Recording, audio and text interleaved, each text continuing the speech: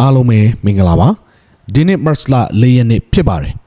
အားလုံးပဲကိုရှိနေတဲ့နေရာတီးတီးမှာကျမ်းမာပြီးခင်လုံခြုံကြပါစေလို့ကျွန်တော်ဒီနေရာကနေအရင်ဆုံးဆုတောင်းမြတ်တာပို့ပါရဗျာ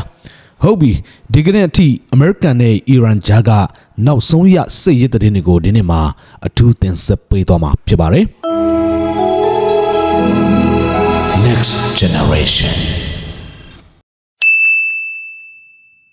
ဟုတ်ပြီကျွန်တော်ကမ္ဘာအရှိလဲပိုင်းဒေသတွေမှာယခုလက်ရှိအခြေအနေမှာဆိုလို့ရှိရင်အထူးသဖြင့်ပါရှားပင်လယ်ကွေ့မှာမီးခိုးတိမ်တွေထူထပ်နေပါတယ်လွင်ခဲ့တဲ့ရပိုင်းအတွင်းမှာစတင်ခဲ့တဲ့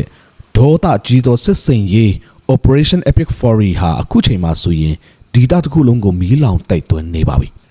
ဒီကနေ့ထိကျွန်တော်နောက်ဆုံးရသတင်းတွေကိုအသေးစိတ်ကျွန်တော်အထူးတင်ဆက်သုံးသပ်ပေးသွားမှာဖြစ်ပါတယ်အပိုင်းတစ်အနေနဲ့အမေရိကန်ရဲ့စစ်ရေးအရှိန်နဲ့ပြစ်မှတ်တွေကိုကျွန်တော်အရင်ဆုံးကြည့်အောင်ပထမဆုံးအမေရိကန်ဘက်ကစစ်ရေးအခြေအနေတွေကိုသုံးသပ်ကြည့်ရမယ်ဆိုလို့ရှိရင်အမေရိကန်ဗဟိုကွက်ကဲမှုဌာန CENTCOM ရဲ့အဆိုအရမဟာမိတ်တပ်ဖွဲ့ဟာအီရန်နိုင်ငံတွင်ပြစ်မှတ်ပေါင်း2000နီးပါးကိုထိုးနှိပ်ခဲ့ပြီးတော့မှ Care Citation ရန်အလုံးရေ2000ကျော်ကိုသုံးစွဲခဲ့တယ်လို့သိရပါတယ်ဒါဟာ2003ခုနှစ်အီရတ်စစ်ပွဲပထမဆုံး24နာရီအတွင်းကျဲချခဲ့တဲ့ပြစ်မှတ်အရေးအတွက်ရဲ့နှစ်ဆနီးပါဖြစ်တယ်လို့ကျွန်တော်သိထားရတာဖြစ်ပါတယ်ဒေါ်နယ်ထရန့်သမ္မတကလည်းဒီကနေ့အစောပိုင်းနောက်ဆုံးစစ်ရေးအခြေအနေတွေကိုထုတ်ဖော်ပြောဆိုခဲ့ပါတယ်။ Over ရုံးခန်းထဲမှာဂျာမန်အဓိပတိနဲ့တွေ့ဆုံအပြီးမှာသတင်းထောက်တွေကိုသူပြောကြားခဲ့တာကအီရန်ရဲ့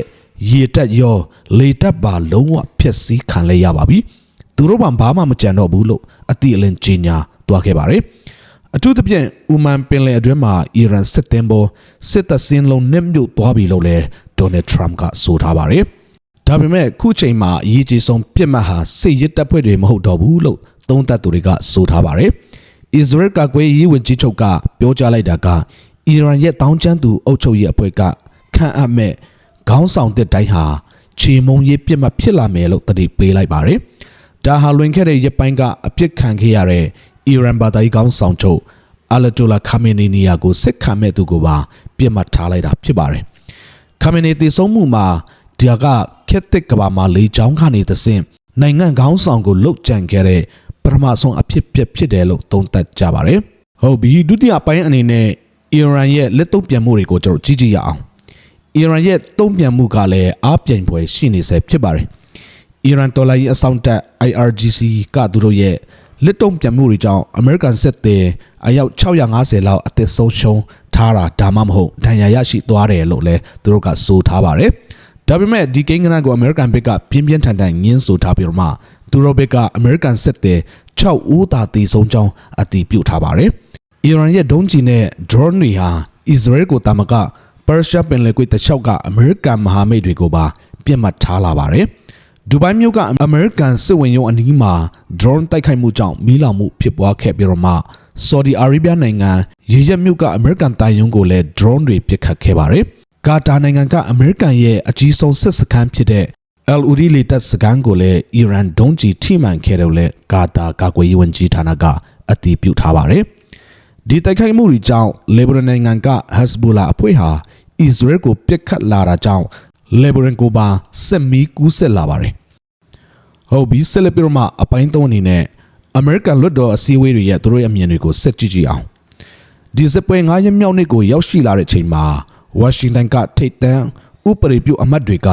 သူတို့ရဲ့စိုးရိမ်ပူပန်မှုအတန်တွေထွက်ပေါ်လာပါတယ်ဒီကနေ့မနေ့ပိုင်းအထက်လွှတ်တော်မှာလူခန့်အစည်းအဝေးအပြီးမှာဒီမိုကရက်တစ်အထက်လွှတ်တော်အမတ်ဖြစ်တဲ့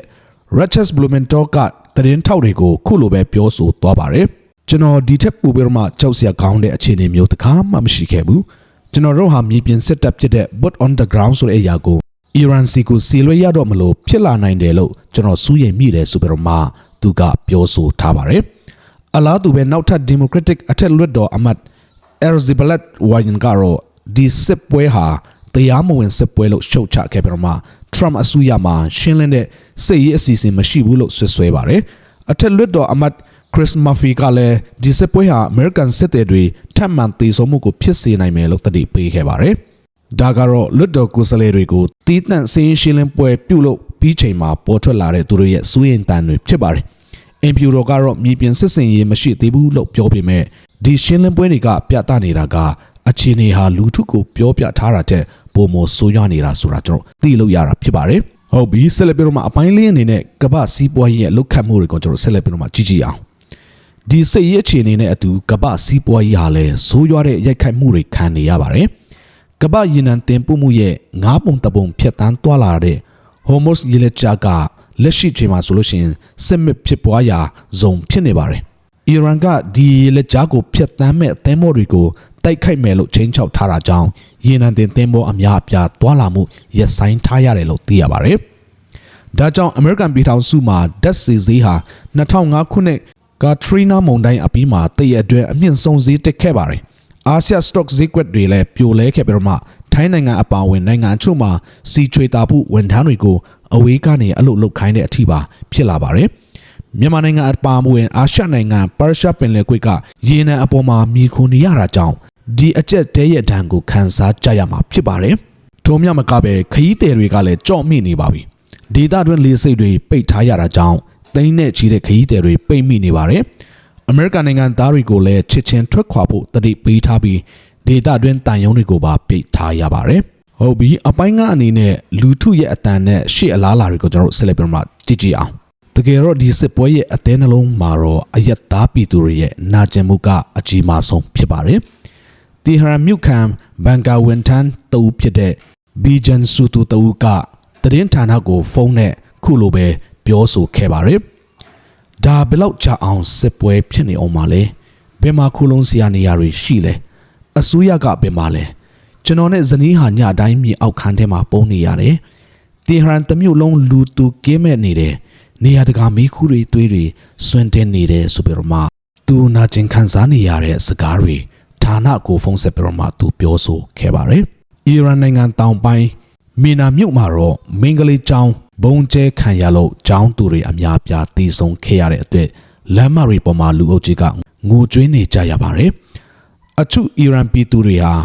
အာရာတိုလာခါမီနီတီဆုံးမှုကိုလူဝက်စွာဝန်တာနေကြပေမဲ့မယမနာဘုံကျဲမှုတွေကြောင့်ပြောင်းလဲမှုကိုမျှော်လင့်သူတွေတောင်းကြောက်ရွံ့မှုတွေနဲ့ရင်ဆိုင်နေရတာဖြစ်ပါတယ်ဟုတ်ပြီကျွန်တော်တို့ဏီကုန်းချုပ်အနေနဲ့ဒီစစ်ပွဲရဲ့နောက်ဆုံးဥတီချက်ကဘာလဲဆိုတာကျွန်တော်အတိအကျပြောဖို့ခက်နေပါတယ်အစ္စရေးကအီရန်ရဲ့ဘာသာရေးအစိုးရကိုဖြုတ်ချဖို့ရည်မှန်းချက်ရှိနေချိန်မှာ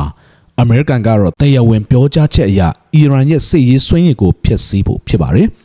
ဒါပေမဲ့ Trump ကအီရန်ပြည်သူတွေကိုအာဏာရှင်စနစ်ကိုဖြုတ်ချဖို့တိုက်တွန်းထားတာကရည်မှန်းချက်ပိုကျယ်ပြန့်လာနိုင်တယ်ဆိုတဲ့အရေးအယောင်ဖြစ်ပါတယ်စစ်ပွဲဟာရက်သက်တပတ်အနည်းငယ်ကြာနိုင်တယ်လို့ခန့်မှန်းရပေမဲ့ဒေသတွင်းမဟာမိတ်တွေပါလာတာစီးပွားရေးထိခိုက်မှုတွေကြီးမားလွန်းတဲ့အတွက်ဘယ်အချိန်ဘယ်လိုအဆုံးသတ်မယ်ဆိုတာခံမှန်းဖို့လဲခက်ခဲနေပါတယ်